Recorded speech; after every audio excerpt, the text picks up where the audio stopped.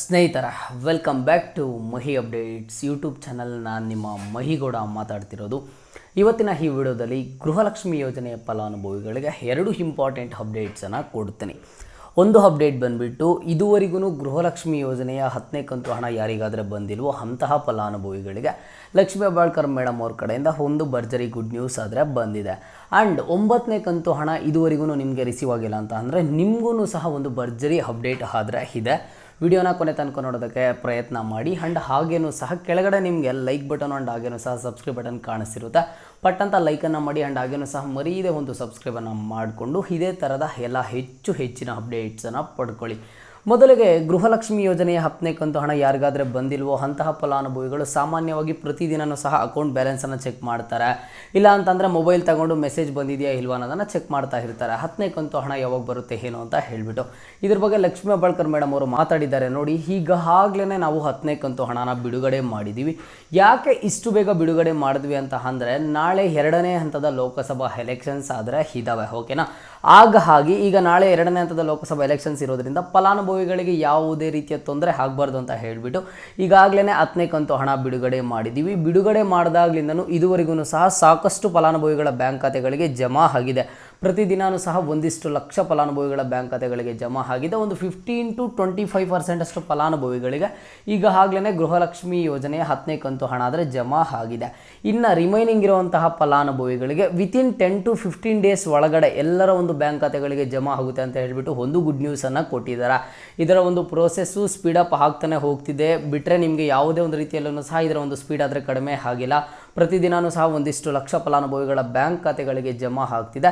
Within 10 to 15 days ಒಳಗಡೆ ಯಾರಿಗಾದರೆ pending ಇದೆಯೋ 10ನೇ ಕಂತು ಹಣ, ನೀವು ಯಾವುದೇ ಜಿಲ್ಲೆಯವರು ಆಗಿರೆ ನಿಮಗೆ 10ನೇ ಕಂತು ಹಣ ಆದರೆ ಶಾರ್ಟ್ಲಿ ರಿಸೀವ್ ಆಗುತ್ತೆ. ನೋಡ್ಕೊಳ್ಳಿ, ಅದು ಇವತ್ತೇ ಆಗಿರ್ಬೋದು ಅಥವಾ ನಾಳೆನೇ ಆಗಿರ್ಬೋದು, ಓಕೆನಾ.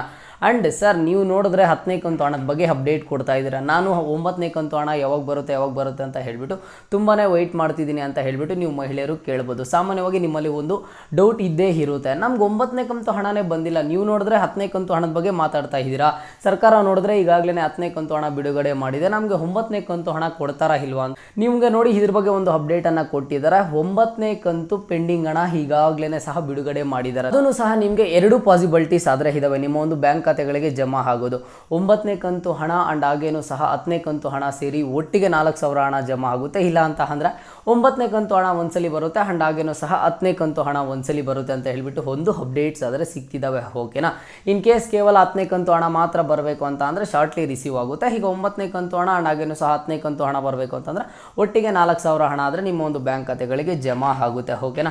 ಆ್ಯಂಡ್ ಇಲ್ಲಿ ಕೆಲವೊಂದಿಷ್ಟು ಫಲಾನುಭವಿಗಳಿಗೆ ಕೇವಲ 5 ಕಂತು ಹಣ ಬಂದಿದೆ, ಕೇವಲ 4 ಕಂತು ಹಣ ಬಂದಿದೆ ಅಂತ ಹೇಳಿಬಿಟ್ಟು ನೀವು ಕೇಳ್ತಾ ಇರ್ತೀರಾ.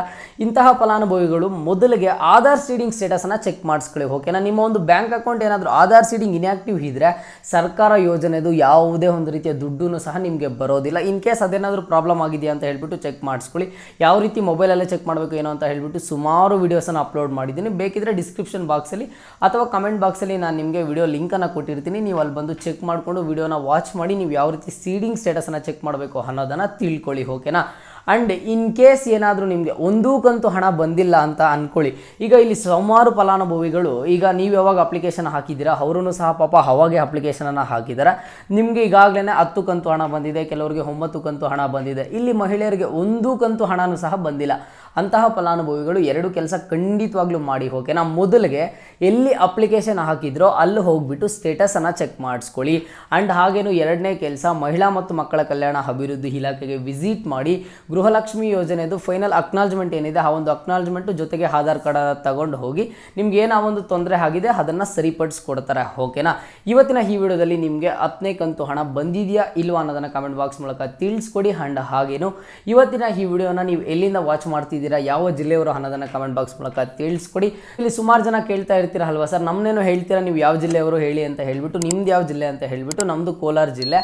ಇದು ಇವತ್ತಿನ ಮಾಹಿತಿ ಆಗಿರುತ್ತೆ. ಇದೇ ರೀತಿಯ ಎಲ್ಲ ಹೆಚ್ಚಿನ ಅಪ್ಡೇಟ್ಸನ್ನು ಕೊಡ್ತಾ ಇರ್ತೀರಿ.